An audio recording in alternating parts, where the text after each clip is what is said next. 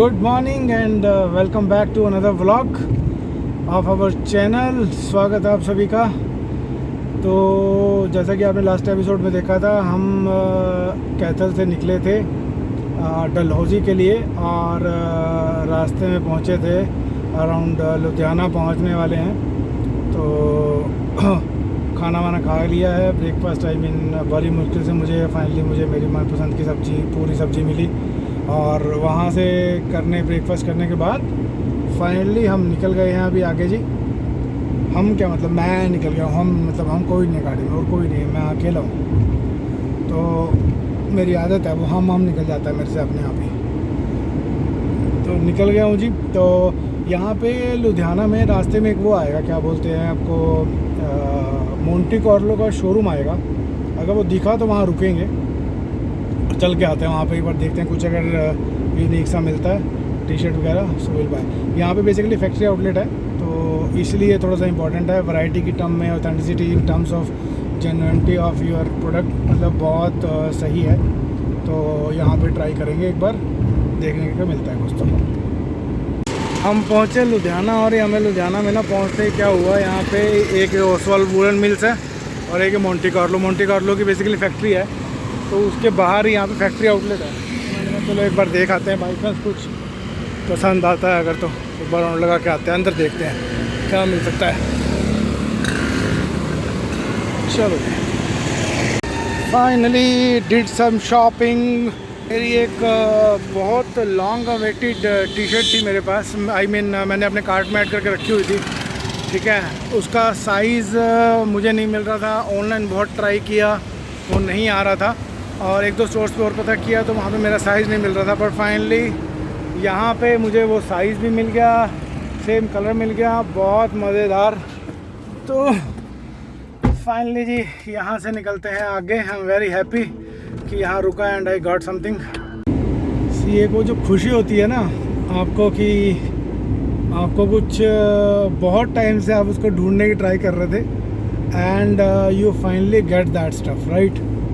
तो अभी ना अंदर वैसी खुशी सी हो रही है, क्योंकि बहुत टाइम से ये टी शर्ट ना मेरे कार्ट में एडिट थी, ठीक है, और एक कंटिन्यूस आउट ऑफ स्टॉक चल रही थी। इतना मज़ा आया देख के ना, मैं वैसे ही रुका था, मतलब जब मैं रुका तो मेरे कुछ माइंड में भी नहीं था कि मुझे वही वाली टी शर्ट लेनी है। बट व्हेन आई एंटर्ड तो एकदम ध्यान में आया, अरे मैंने कहा मोंटी कार्लो की तो एक टी शर्ट बहुत टाइम से कार्ट में ऐड पड़ी है। बहुत मज़ा आया, उसके साथ एक दो टी शर्ट और ले ली। तो बट मज़ेदार चीज़ अभी क्या है, जैसे सीज़न मतलब गर्मियों का सीज़न है, तो अभी यहाँ पे वूलन्स की ज़्यादा वैरायटी नहीं थी स्पेसिफिकली मेरे साइज़ में। अदरवाइज़ वूलन्स पे 50% ऑफ चल रहा था।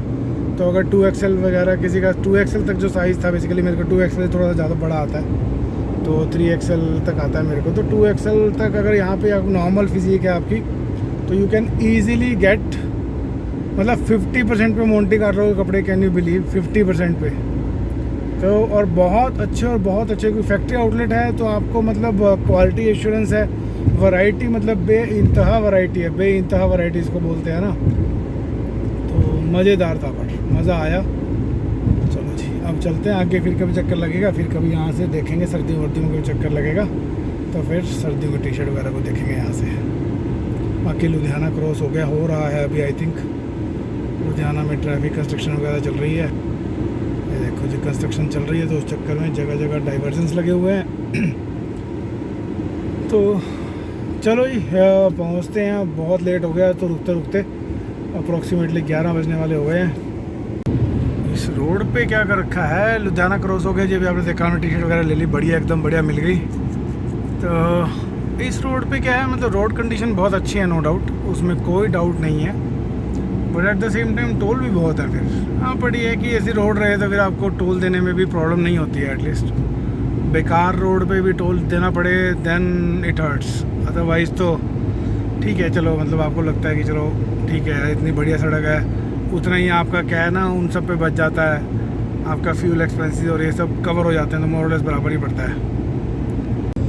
मौसम देखो कितना औसम होना शुरू हो गया, एकदम काले बादल आए हुए हैं, एकदम काले बादल। और मुझे ऐसा लग रहा है जब भी बारिश होनी स्टार्ट होगी ना, ये ऐसे ज़बरदस्त बरसेगा ना अभी ये, मतलब इतने घने बादल हैं, इतने घने बादल है ना, मुझे लग रहा है बहुत बुरी तरह बरसने वाला है यहाँ पे। पर मौसम मज़ेदार हो गया। बाहर देखो पेड़ वेड़ कैसे हिल रहे हैं, आपको दिख रहे होंगे। और मैंने भी एसी बहुत कम कर दिया है। मैं नॉर्मली एसी को 18 पे रखता हूँ गाड़ी में, मैंने भी 21 का रखा है अभी तो एसी का टेम्परेचर। तो मौसम बहुत बढ़िया हो गया है, ज़बरदस्त।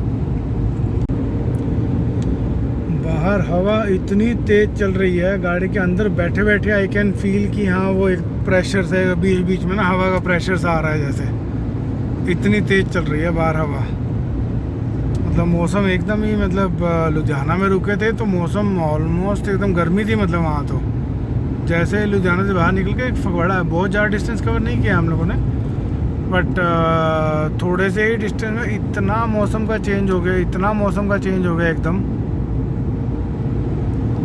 तो चलो अब थोड़ा सा मैं मतलब वो जो 80 वाली स्पीड थी उसका थोड़ा सा खंडन कर रहा हूँ, क्योंकि अदरवाइज़ बहुत टाइम दिखा रहा है पहुँचने में। तो हमने 1-1.5-2 घंटे से बीच में वैसे ख़राब कर दिए, आधा पौना घंटा टी शर्ट्स में ख़राब कर दिया, 1 घंटा भर वहाँ ब्रेकफास्ट के लिए रुके रहे, तो इसलिए वो टाइम काफ़ी उसने बढ़ा दिया पहुँचने का। तो थोड़ा सा क्या है, स्पीड से खींचते हुए चलते हैं थोड़ा सा, not exceeding speed limits, but हाँ ट्राई करते हैं। चलो थोड़ा सा स्पीड पकड़ें और थोड़ा सा पहुँचने की ट्राई करें। बारिश बीच बीच में हो रही है, अब ये ना हो कि बारिश की वजह से कहीं पे ब्रेक मारनी पड़ जाए और कहीं जाम वाम लगा पड़ा हो, तो उसको भी आगे कैटर करते हुए चलते हैं।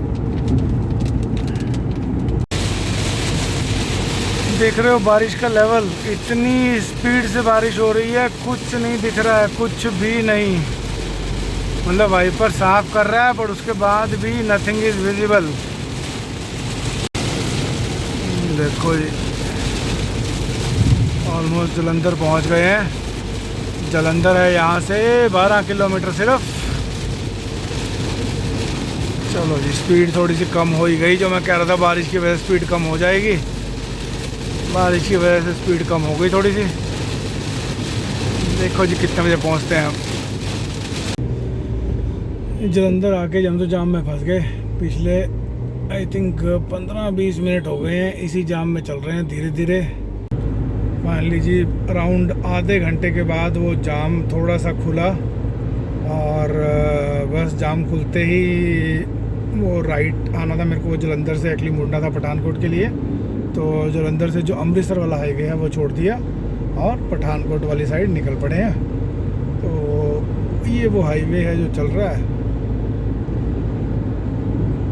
बहुत टाइम ख़राब हो गया, आधा पौना घंटा, जो कि शुरू में वो 3 बजे पहुंचने की बात कर रहा था, अभी ये 4:30 दिखाने लगा है गूगल मैप्स। तो यहाँ पे है जी 91 रुपये लीटर। फुल करने के लिए बोल दिया, कोई ऑप्शन नहीं है अभी, देखते हैं आगे। डीजल डला टोटल अराउंड 49 लीटर, बहुत महंगा हो गया भैया। लो जी पेट्रोल करा लिया है फुल, डीजल आई मीन। तो अब क्या है ना, शांति है। हालांकि मुझे लग रहा है कि शायद हिमाचल में सस्ता होना चाहिए थोड़ा सा डीजल, बट फिर भी ठीक है। अब यहाँ से डलवा लिया, बार बार कहाँ रुकते रहेंगे। बाकी देखेंगे एक बार तो और दोबारा ज़रूरत पड़ेगी। अभी है अराउंड कुछ मेरे ख्याल से 200 किलोमीटर तो अभी और बचा होगा, 200 नहीं तो 150 के आसपास तो बचा ही होगा। कुछ और खाली होगा फिर डलवा लेंगे, वहाँ से भी डलवा लेंगे एक बार। बारिश के मौसम में सबसे गंदी चीज़ ये जो देखो, ये छिट्टे पड़ के आते हैं, इसको साफ़ करो, ये साफ़ भी नहीं होते हैं। ठीक है, अब बारिश आ नहीं रही है, इसको साफ़ करते रहो, साफ़ होता नहीं है। फिर आप वाइपर चलाओ, साफ़ करो, इसको झंझट बहुत है। बस बारिशों के सीज़न में क्या है ना, अगर बारिश हो रही है तब तो ठीक है, सब कुछ हो रही है तो चलो ठीक है, आपने अपना पानी वानी गिरता रहता है तो ठीक है। अब ये पानी बरसने के बाद ये जो छींटे आते हैं ना, जो आगे व्हीकल चल रहा होता है, उससे होता है क्या, गंद पड़ता है शीशे पे, फिर वो साफ़ भी नहीं होता। बार बार आप वाइपर फ्लूइड मारो तो जाके वो साफ़ होता है। पानी मारो बार बार तो जाके साफ़ थोड़ा सा दिख पाता है। सबसे बड़ी प्रॉब्लम, अदरवाइज़ मज़ा आता है मतलब मानसून राइड में, बट थोड़ा सा ये चैलेंज है। इस बार मैं सोच रहा हूँ कि नॉर्मल जैसे हर बार हम कहीं भी मैं कहीं भी रुकता हूँ तो नॉर्मली रूम लेके रुकता हूँ, राइट। एक डेडिकेटेड रूम होता है आपके पास, इस बार मैं सोच रहा हूँ कि कुछ नया ट्राई किया जाए और डॉम में स्टे किया जाए, जैसे हॉस्टल के डॉम्स वगैरह नहीं होते हैं। तो मैंने 2-3 हॉस्टल्स पता तो किए हैं, तो लेट्स सी अगर कुछ पसंद आता है इस बार तो ऐसे कुछ नया ट्राई करने का मन किया इस बार। मैंने कहा यार हर बार वही रुकते हैं, और सेकेंडली लॉन्ग स्टेज के हिसाब से फिर थोड़ा सा वो इकोनॉमिकल भी पड़ता है, तो दोनों ही फैक्टर हैं। तो एक बार जाके देखते हैं कि कैसा बन सकता है। बाकी मौसम देखो क्या ज़बरदस्त हो गया है, मतलब बीच बीच में कहीं कहीं बारिश आ रही है, कहीं रुकी हुई है, और साथ में चल रही है रेलवे लाइन। पता नहीं ट्रेन इस टाइम तो मुझे लग नहीं रहा कि कोई आएगी। ये देखो ये चल रही है साथ में रेलवे लाइन बिल्कुल साथ साथ। इस बार गर्म कपड़े लाए नहीं हैं, तो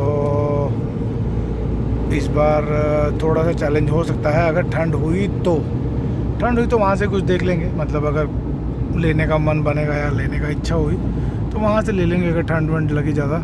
इसी बहाने कुछ नया नया कलेक्शन होता रहता है लोकल चीज़ों का। अगर इस रूट पे अगर रोड की बात करो, आप रोड कंडीशन की बात करो, कैसी हैं सड़कें कैसी नहीं हैं, तो अभी तक जब से मैं चला हूँ कैथल से 1 किलोमीटर का एरिया भी, 1 किलोमीटर का पैच भी बेसिकली ऐसा नहीं मिला जो कि ख़राब हो। मतलब ये तो मैं मतलब लिटरली धीरे धीरे I am getting used to of this. अगर कभी ख़राब मिलेंगे then it will be a problem now, क्योंकि पिछले कुछ ट्रिप जितने भी लगाए हैं मैंने, जैसे ओली गया था, फिर मनाली गया था, ठीक है, फिर ये वाला ट्रिप हो गया, तो मोर और लेस हर जगह ही ऐसा हो रहा है कि आपको रोड कंडीशंस बहुत अच्छी मिल रही हैं।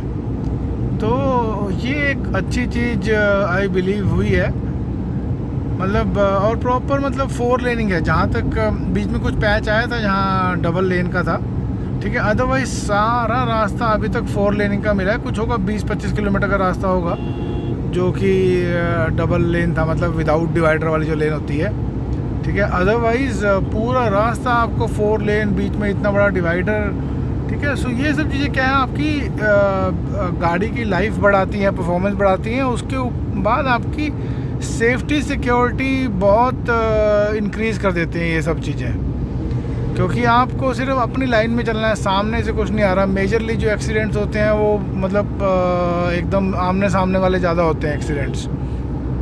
तो आमने सामने वाला यहाँ कोई हिसाब किताब है ही नहीं, क्योंकि एकदम अलग रोड है। अगर आप नाइट को भी ड्राइव करोगे इस रोड पे, सो आई बिलीव बीच में इतना बड़ा डिवाइडर और पेड़ वेड़ खड़े हैं, पेड़ पौधे से खड़े कर रखे हैं। सो आई डोंट थिंक कि सामने से कुछ ऐसा बहुत ज़्यादा लाइट, जो नॉर्मली रात को ड्राइव करते हुए आँखों में लाइट पड़ती है, तो आई डोंट थिंक कि वो भी यहाँ पे इतना बड़ा कुछ फैक्टर होने वाला है।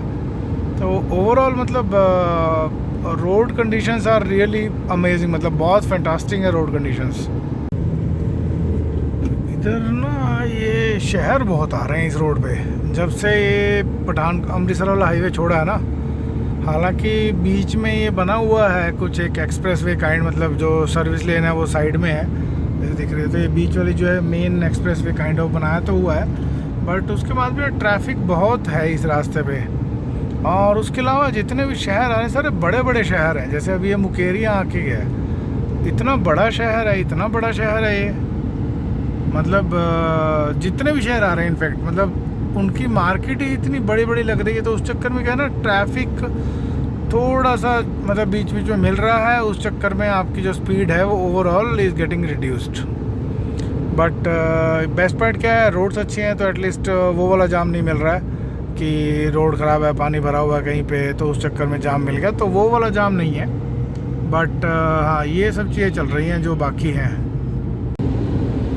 The best part of travelling in monsoons, इतनी ग्रीनरी और इतनी ग्रीनरी रहती है ना पूरे उसमें रास्ते में, ठीक है। और उसके बाद रोड वोड इतनी एकदम साफ़ हो जाती है पानी वानी से, तो आपका जो एक एनवायरनमेंट बनता है ना ओवरऑल ड्राइव का, वो इतना सूदिंग और इतना बढ़िया हो जाता है ना, आपको एक्चुअली ड्राइव करते हुए फील नहीं होता है कि आप इतना ऑलरेडी ड्राइव कर चुके हो या इतना अभी आपको और करना है ड्राइव। इतना इजी हो जाता है ड्राइव करना कि हम अभी वहाँ पहुँचने वाले हैं, क्या बोलते हैं, पठानकोट पहुँचने वाले हैं। तो Pathankot is only 12 kilometre from here. तो पठानकोट पहुंचने वाले हैं और आगे उसके बाद देखते हैं रास्ता कहाँ से कटेगा, कैसा रास्ता है कैसा नहीं है। पठानकोट तक तो आई बिलीव ऐसा ही रास्ता होना चाहिए जैसे चल रहा है। मैं अपने साथ इस बार फॉर ए चेंज मैं थोड़े से फ्रूट्स लेके चला था 3-4। मैंने कहा चलो यार रास्ते में भूख वूख अगर लगेगी, और कई बार क्या होता है ना रास्ते में आपको मनपसंद चीज़ मिलती नहीं है आपकी। तो ये देखो ये मैं लेके आया था, ये देखो जी बग्गू गोशे, पता नहीं अंग्रेजी में इसको पियर बोलते हैं क्या नहीं, पियर तो नाशपाती को बोलते हैं शायद, बट ये बग्गू गोशे लेके चला था मैं। इतने सॉफ्ट है, इतना बढ़िया है ना ये बग्गू गोशा। ये इसको लपेटते हैं अभी ताकि रास्ते में कहीं रुकना ना पड़े एटलीस्ट। जी हम हैं अभी पठानकोट में, और पठानकोट से हम डलहौजी वाली सड़क पे मुड़ चुके हैं। वो जो मेन हाईवे चल रहा था जम्मू वाला, जम्मू श्रीनगर वाला, वो हमने छोड़ दिया है। अब ये काइंड ऑफ एक स्टेट हाईवे सा लग रहा है मुझे। तो ये स्टेट हाईवे है। अब स्टेट हाईवे पे अभी तक तो ठीक लगा। अभी तो मतलब ये आई मीन मेन शहर का ही रास्ता है, शहर की ही रोड्स हैं अभी तो मेन। बट लेट्स सी एक बार जब शहर से बाहर निकलेंगे तो कैसा हाईवे समझ में आता है तो समझ में आएगा। बाकी यहाँ से बचा है अभी 80 किलोमीटर अप्रोक्सीमेटली डलहौजी, और टाइम बता रहा है अप्रोक्सीमेटली 2 घंटे यहाँ से, 2 नहीं 2.5 घंटे। कितना हिल एरिया होगा, 80 किलोमीटर में 2.5 घंटे दिखा रहा है। तो बाकी पठानकोट शहर तो ये भी बड़ा ही लग रहा है, काफ़ी देर पहले शुरू हो गया था। हमने वो खाना पीना शुरू कर दिया था तो उस चक्कर में हम रिकॉर्ड नहीं कर पाए कुछ ज़्यादा। बट ये पठानकोट वाली रेलवे लाइन होगी मेरे ख्याल से, जो जम्मू वाली रेलवे लाइन है होपफुली। हाँ ये तो छोटी है, तो टॉय ट्रेन वाली है, दार्जिलिंग वाली टॉय ट्रेन वाली लग रही है तो छोटी।